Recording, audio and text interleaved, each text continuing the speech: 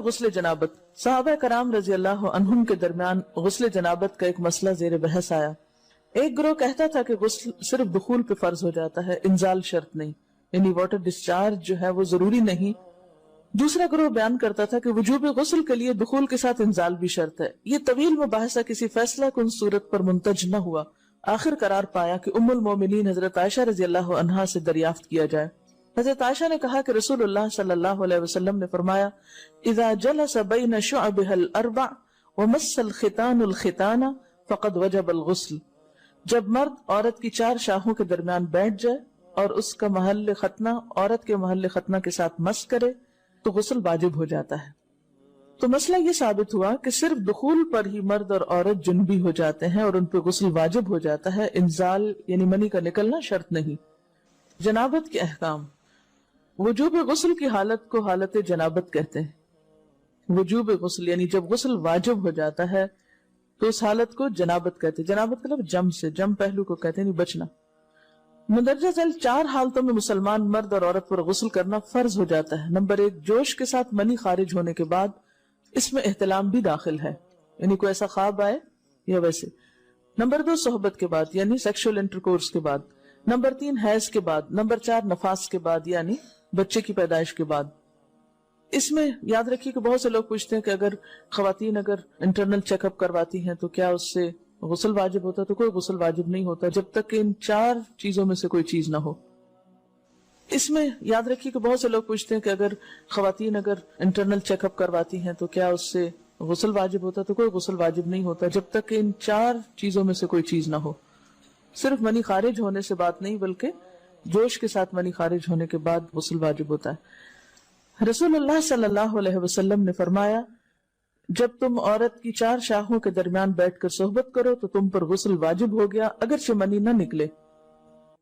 آپ نے غور کیا ہوگا کہ طہارت کے مسائل بہت تفصیل کے ساتھ اور اپنے اندر بہت ڈیٹیلز رکھتے ہیں، اور بہت سے موضوعات ایسے ہیں کہ جو انسان کی ظاہری زندگی نہیں بلکہ اس کی نجی اور ذاتی زندگی سے متعلق بھی ہیں، لیکن اس طرح پبلکلی ان کو پڑھانا اور ان کو سکھانا یہ بھی ایک ضرورت ہے، کیونکہ آپ صلی اللہ علیہ وسلم نے انصار کی خواتین کی تعریف کی کہ انصار کی خواتین کتنی اچھی ہیں جنہیں حیا دین کا علم حاصل کرنے سے نہیں روکتا. تو سوال یہ پیدا ہوتا ہے کہ آخر اتنی تفصیلات کیوں، اور بعض لوگ اس کو ناپسندیدہ قرار دیتے ہیں. تو ایسا کرنا ناسمجھی کی علامت ہے.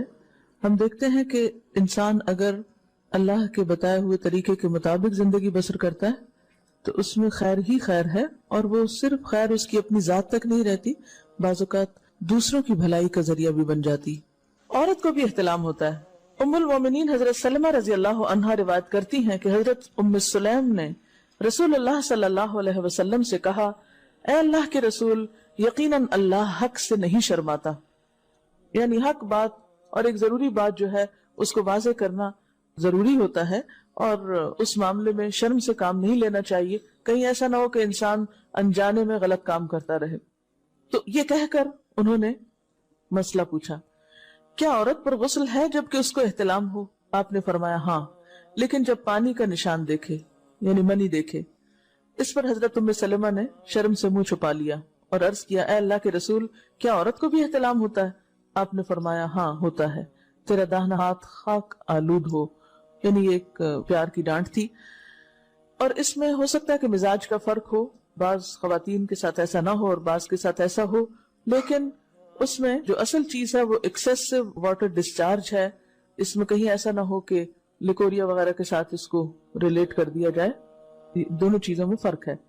اور احتلام جو ہے وہ سوتے وقت ہوتا ہے، یعنی سو کر اٹھنے پر اگر انسان اپنے کپڑوں پر زیادہ ڈسچارج دیکھے، خواہ کوئی خواب یا کوئی فیلنگ یاد نہ بھی ہو، تو پھر غسل کرنا ضروری. معلوم ہوا کہ عورت یا مرد نیند سے اٹھ کر اگر تری یعنی نشان منی دیکھیں تو یہ احتلام کی علامت ہے، لہٰذا ان پر غسل کرنا فرض ہو جاتا ہے. اور اگر احتلام کی کیفیت انہیں یاد ہو لیکن نشان نہ پائیں، یعنی خواب یاد ہے لیکن کوئی سامنے علامت نہیں، تو غسل فرض نہیں ہوگا. ایسی صورت میں شک کی ضرورت نہیں ہے کہ نہیں میں نے خواب دیکھا اور مجھے خواب بالکل صحیح یاد ہے تو مجھے نہانا چاہیے. نہیں، محض خواب پر نہیں نہایا جائے گا جب تک کہ فزیکلی کوئی ایسی چیز سامنے دیکھی نہ جائے. حضرت ام سلمہ روایت کرتی ہیں کہ میں نے کہا اے اللہ کے رسول صلی اللہ علیہ وسلم، میں اپنے سر کے بال خوب مضبوط گونتی ہوں، کیا میں انہیں غسل جنابت کے وقت کھولا کروں؟ آپ نے فرمایا ان کا کھولنا ضروری نہیں، تیرے لیے یہی کافی ہے کہ 3 لپ پانی اپنے سر پر ڈالے، پھر اپنے سارے بدن پر پانی بہائے، پس تو پاک ہو جائے گی۔ یعنی بالوں کی جڑیں بھیگنا، سکن بھیگنا ضروری ہے، سارے بال کھولنا ضروری نہیں ہے۔ جمبی کے بالوں کا مسئلہ، حضرت عائشہ کو خبر ملی کہ حضرت عبداللہ ابن عمر عورتوں کو غسل جنابت کے لیے بال کھولنے کا حکم دیتے ہیں۔ فرمانے لگی ابن عمر پر تعجب ہے، انہوں نے عورتوں کو تکلیف میں ڈال دیا، وہ انہیں سر منڈوانے کا حکم کیوں نہیں دے دیتے؟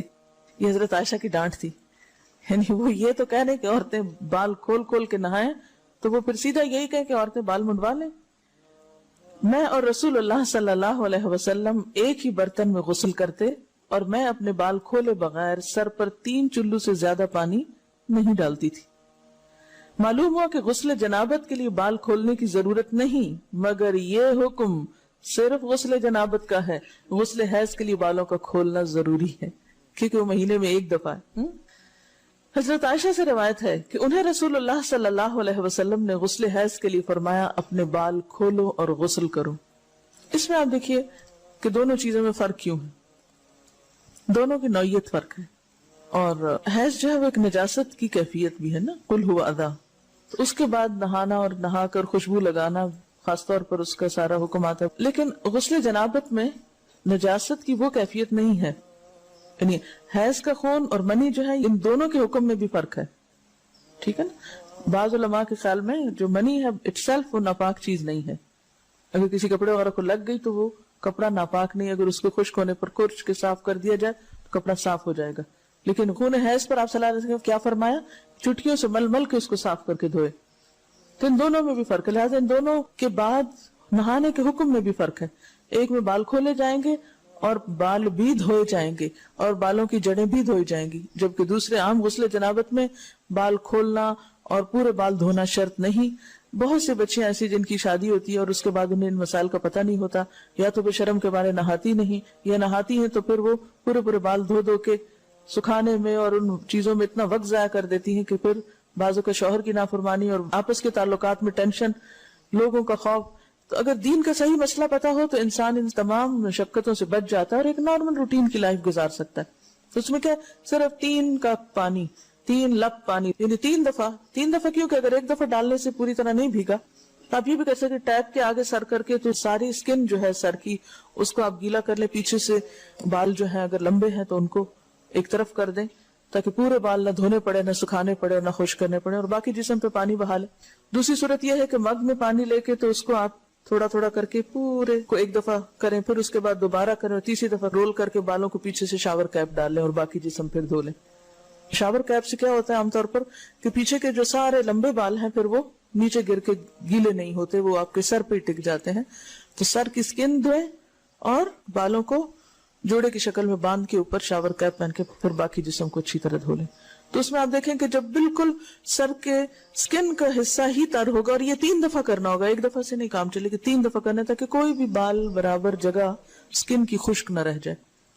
تو اس سے کیا ہوگا کہ جتنا کم بال گیلے ہوں گے اتنے کم دیر میں ان کو خشک بھی کیا جا سکتا ہے اور کسی بھی مشقت کے بغیر انسان نماز پڑھ سکتا ہے۔